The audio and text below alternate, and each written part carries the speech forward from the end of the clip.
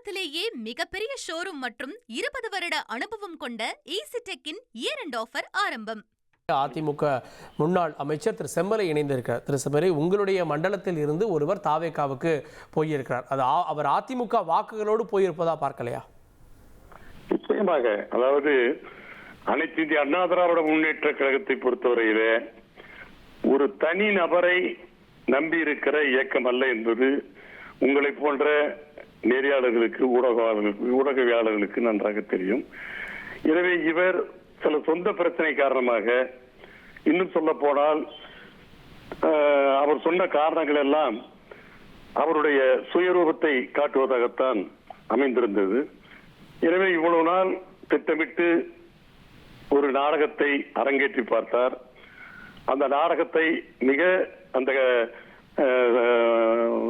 சொல்லுவாங்க கிளைமேக்ஸை சஸ்பென்ஸாக வைத்திருந்தார். அந்த சஸ்பென்ஸ் இன்றைக்கு வெளிவந்து விட்டது. பூனைக்குட்டி வெளியிலே வந்து விட்டது. எனவே இது ஒரு நாள் செய்தியாகத்தான் இருக்குமே தவிர அதிமுகவினுடைய வாக்குகளை எல்லாம் இவர் அள்ளிக்கொண்டு போய்விட்டார் என்பதை என்னால் ஏற்றுக்கொள்ள முடியாது.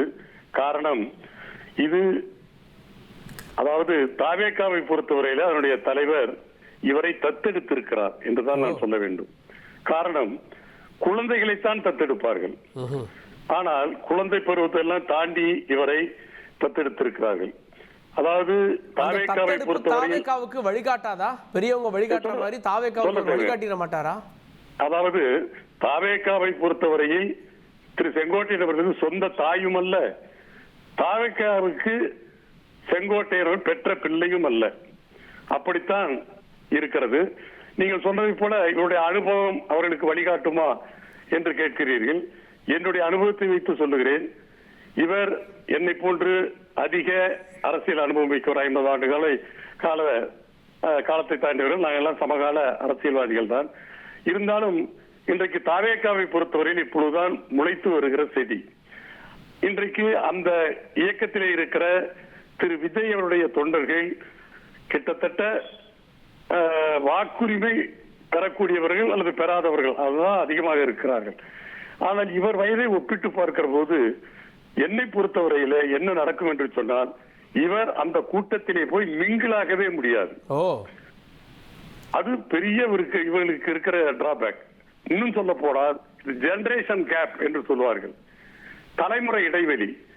எனவே திரு செங்கோட்டையன் பொறுத்து இங்கே ஏதோ ஒரு ஆதங்கத்திலே அங்கு போயிருந்தாலும் மேல்மட்ட தலைவர்களோடு தான் உறவாடி கொண்டிருக்க முடிய இவர் கீழ்மட்ட அளவுக்கு போய் இனிமேல் கிராமமாக ஜெல்லாக முடியாது அப்படின்னு சொல்ல வரீங்க. கண்டிப்பா நிச்சயமாக அது அதற்கு வாய்ப்பே இல்லை.